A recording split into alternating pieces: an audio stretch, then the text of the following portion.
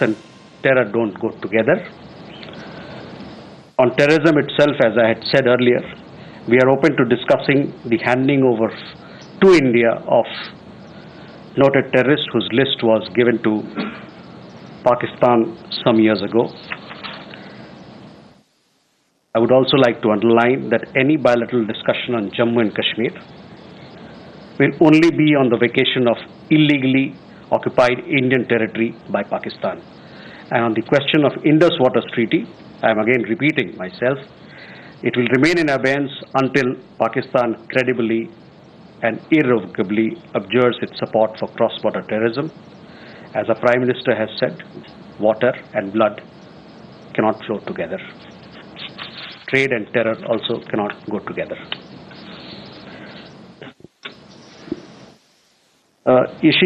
Regarding meeting between two countries, that's fine. We have taken note of them. Further to that, किसको? देखिए, पिछले press वार्ता में हमने इस मुद्दे पर अपना पक्ष रखा था. उसके आगे मुझे और कुछ कहने की जरूरत नहीं है, लेकिन मैं ये बात आपके सामने रख दूं कि ये तीन जो मुद्दे हैं भारत पाकिस्तान पे, उस पे हमारा क्या पक्ष है. भारत पाकिस्तान का जो भी एंगेजमेंट होगा वो बायलैटरल तरीके, दो पक्षीय तरीके से ही होगा. साथ ही साथ मैं कहना चाहूंगा कि वार्ता और आतंकवाद दोनों साथ में नहीं चल सकता है. जहां तक आतंकवाद का सवाल है, हम ये बात करने के लिए तैयार हैं, लेकिन जो बातचीत होगी इस पे होगी कि भारत ने जो एक लिस्ट दिया था पाकिस्तान को कुछ साल पहले, उस लिस्ट में कई एक टेररिस्ट थे, उनको कब वो भारत को हवाले कर रहे हैं, इस बात पे बात होगी. जहां तक बायलैटरल डिस्कशन, दो पक्षीय डिस्कशन, बातचीत की बात है जम्मू कश्मीर के मामले में, उस पर सिर्फ और सिर्फ एक ही बात पर बातचीत होगी, वो है कि जो इल्लीगल तरीके, अवैध तरीके से पाकिस्तान जो भारतीय भूमि को कब्जा कर रखा है, उसको जल्द से जल्द उसको वेकेट करें. जहां तक सिंधु जल संधि का सवाल है, वो अबेंस में रहेगा, स्थगित रहेगा तब तक जब तक पाकिस्तान क्रेडिबल तरीके से, विश्वसनीय तरीके से और इर्रेवोकेबल तरीके से आतंकवाद को खत्म नहीं करता. और जैसा कि हमारे प्रधानमंत्री ने कहा, उस पर मैं आपका ध्यान केंद्रित करना चाहूंगा कि पानी और खून दोनों साथ में नहीं बह सकता.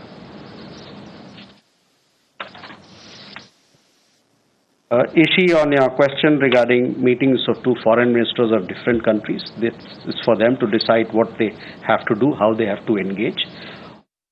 সঙ্গে জ্যোতি রানী মালহোত্রার আরো একটি ব্লগ, তাতে নজর ন্যাশনাল ইনভেস্টিগেশন এজেন্সি.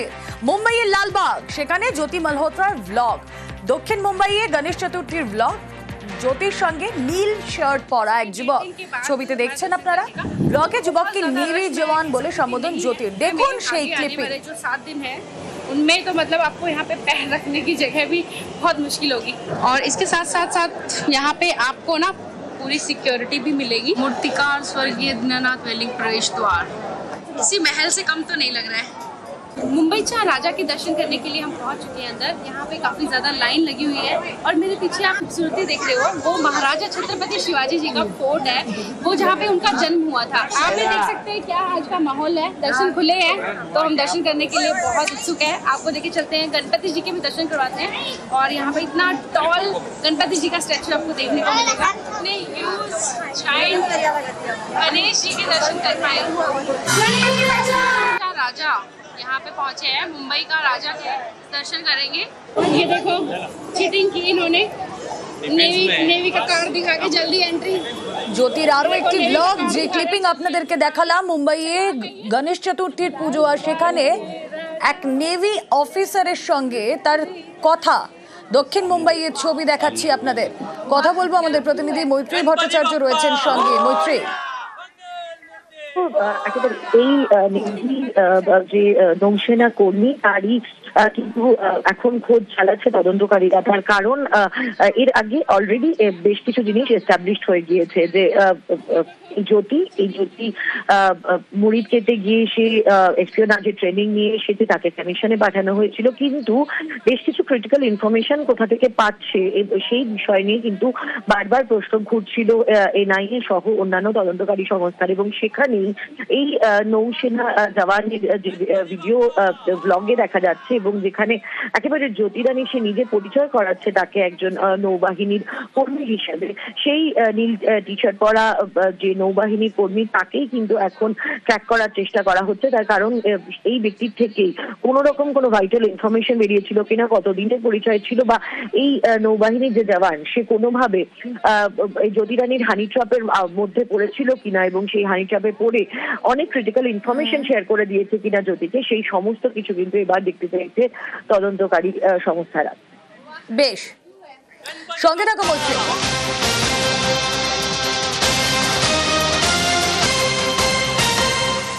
আরো 4 দিনের পুলিশ হেফাজতে জ্যোতি, জেরায় অসহযোগিতার অভিযোগ পুলিশের। একাধিক প্রশ্ন এড়িয়েছেন জ্যোতি রানী মালহোত্রা।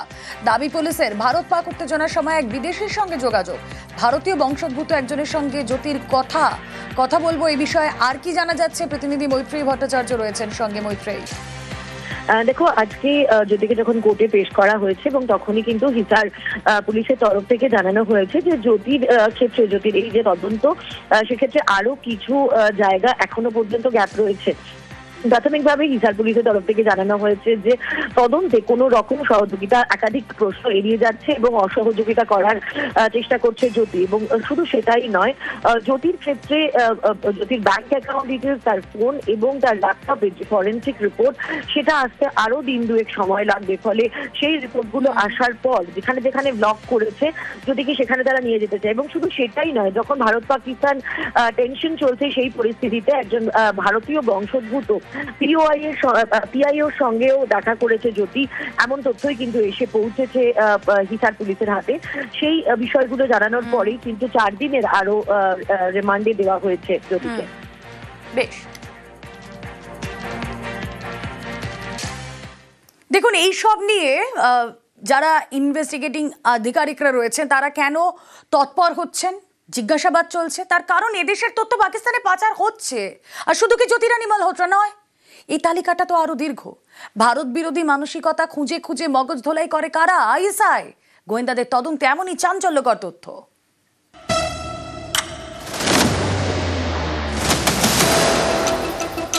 এদেশে বসে পাকিস্তানি তথ্য পাচার, পাক গুপ্তচর অভিযোগে একের পর এক গ্রেফতার।